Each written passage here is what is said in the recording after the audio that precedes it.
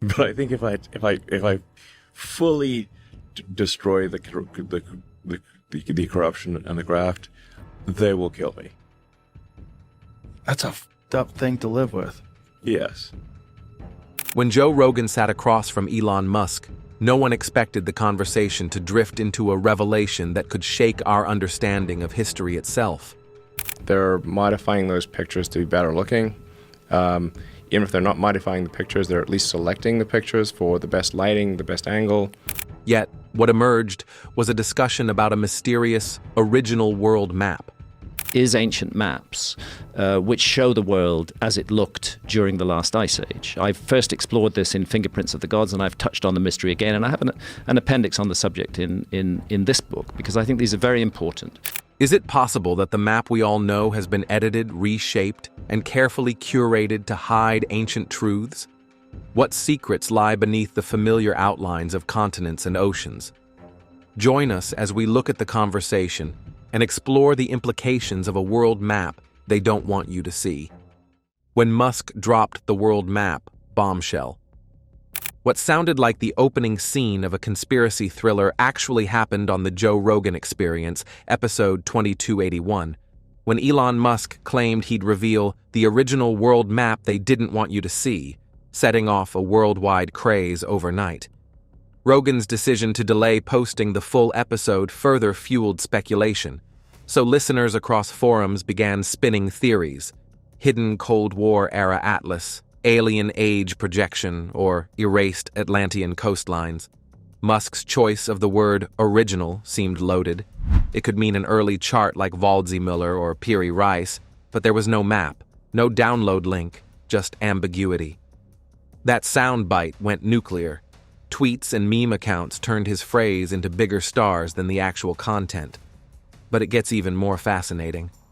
Many treated it like Snowden-style whistleblowing, even though no official censorship or court order exists. While Rogan kept asking, "What map?" Musk offered coy hints before exploding into a Tesla joke and dodging further detail.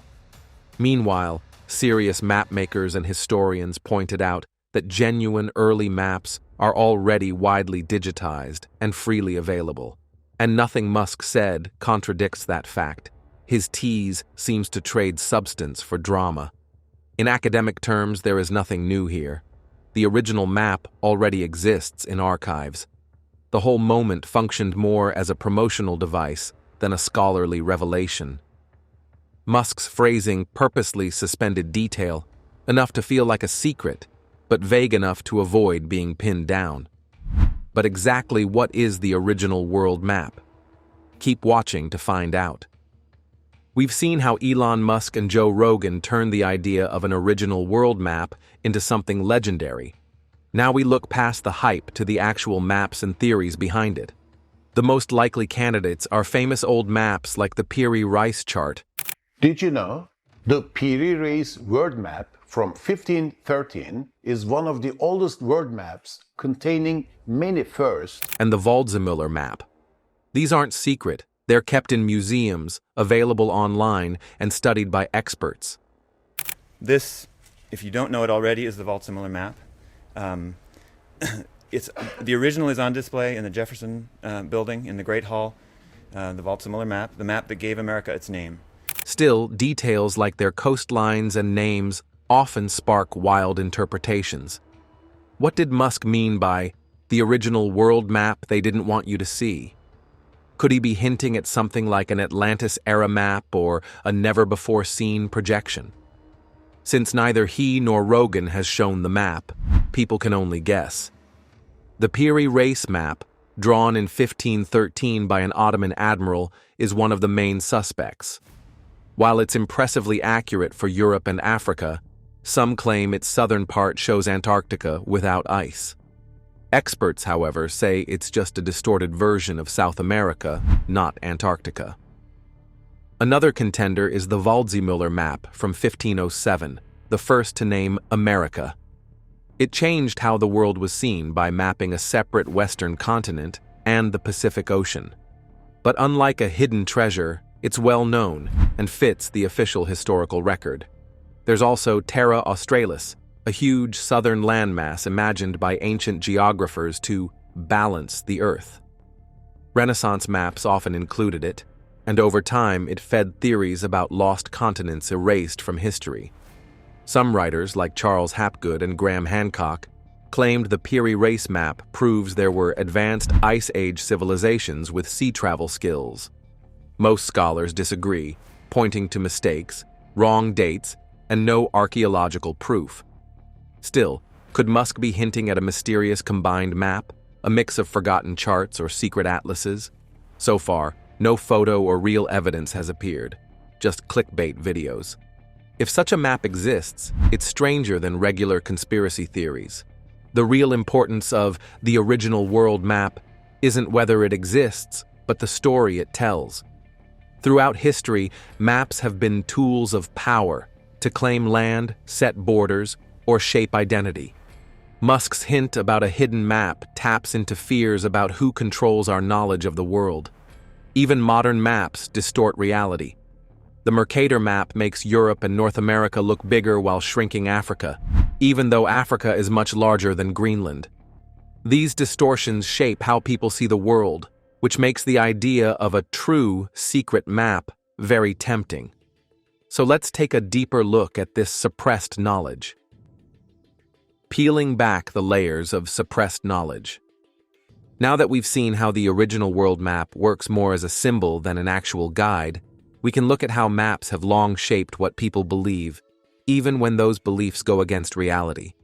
This moves our focus from rare old objects to the strong cultural pull of maps. How the way they are drawn, arranged, and shared has influenced what societies accept as truth. All through history, maps have been more than tools for finding your way.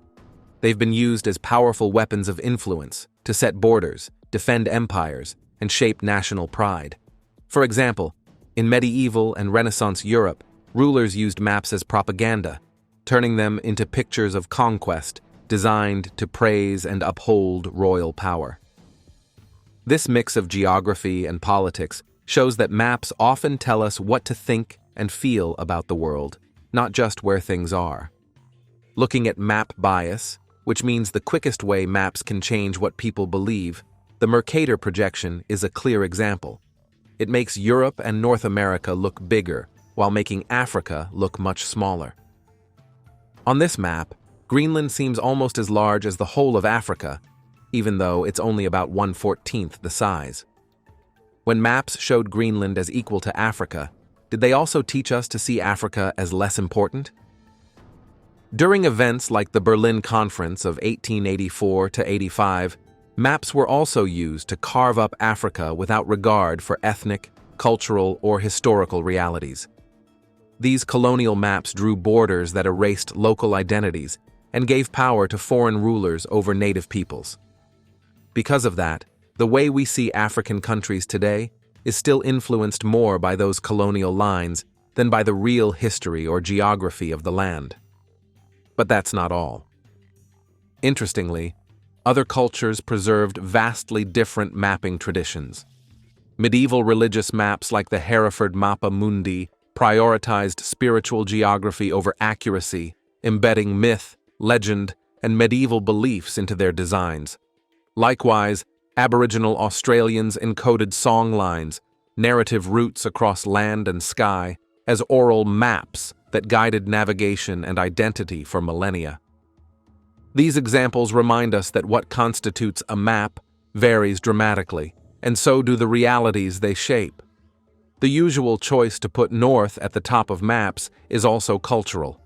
In medieval Islamic maps, the south was often at the top, while Christian T&O maps placed the east at the center, pointing toward Eden. Today, keeping north at the top quietly reinforces ideas of worth. Higher, north, feels important, while lower, south, feels less so. Simply flipping where north or south goes can influence how people see which parts of the world matter. When modern mapmakers introduced alternatives like the Equal Area Gall-Peters map, or newer designs such as the Equal Earth and Winkle triple projections, people were forced to face how much the world's image had been skewed for centuries. If we could see a map without any distortion, that is, one that showed the planet's true size in space, would it change how we value entire regions?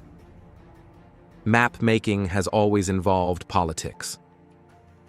At the height of the British Empire, a 1890 map even bent 490 degrees of longitude into a loop of red, showing colonial land twice to make the empire look endless.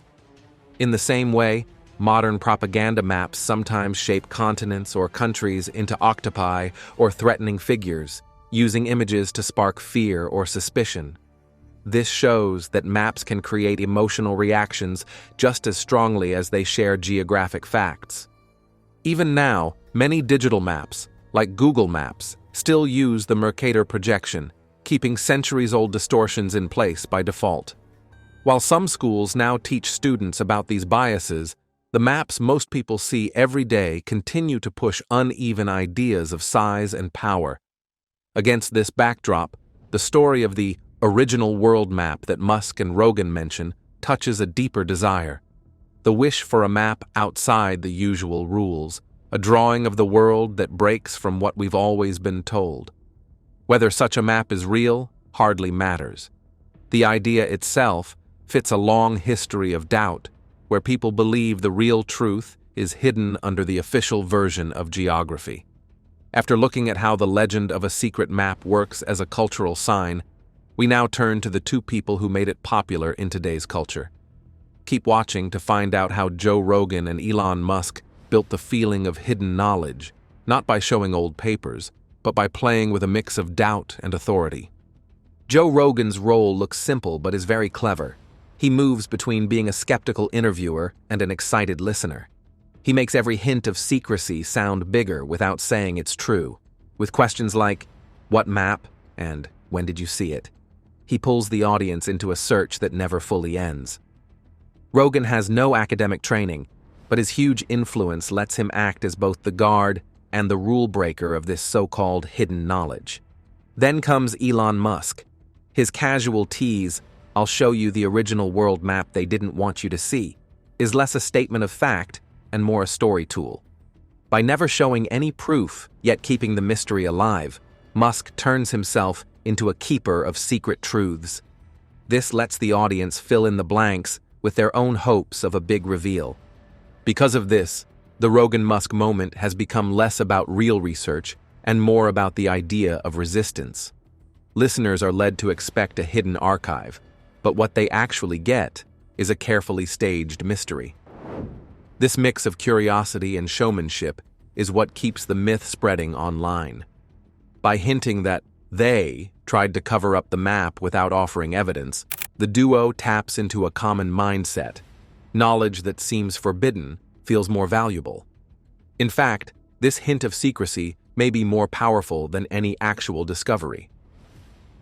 While fans debate everything, from Lost Atlantis to upside-down versions of the Mercator map, Rogan and Musk stay on the sidelines, amused by the storm they've stirred up. They never fully confirm and never fully deny, leaving the episode as an endless tease that keeps circulating on social media and conspiracy forums. In effect, the map is less a cartographic object than a container for assorted grievances over institutional authority, academic elitism, or skepticism toward official history. Is the real goal to challenge buried power or simply to manufacture digital heat? Not surprisingly, critics quickly pushed back. Cultural commentators have called out Rogan's penchant for hosting fringe ideas without meaningful challenge, while media analysts have flagged Musk's disinformation ecosystem, where conspiracy-tinged claims spread rapidly with minimal pushback. Yet in both cases, the they who allegedly suppressed the map is never specified. The absence of the actual map isn't accidental, it's intentional. By never offering proof, the tease lingers, building legends, drawing clicks, and compelling further speculation. Finally, this dynamic poses real stakes. While few listeners truly believe lost Ice Age coastlines lurk behind every podcast, the format encourages a broader suspicion of academic and institutional authority, sometimes at the expense of legitimate scholarship. In the gap left by traditional expertise, pseudo-history flourishes. But who benefits from a distorted map? The answers will blow your mind. Geopolitical secrets and those who benefit from a distorted map.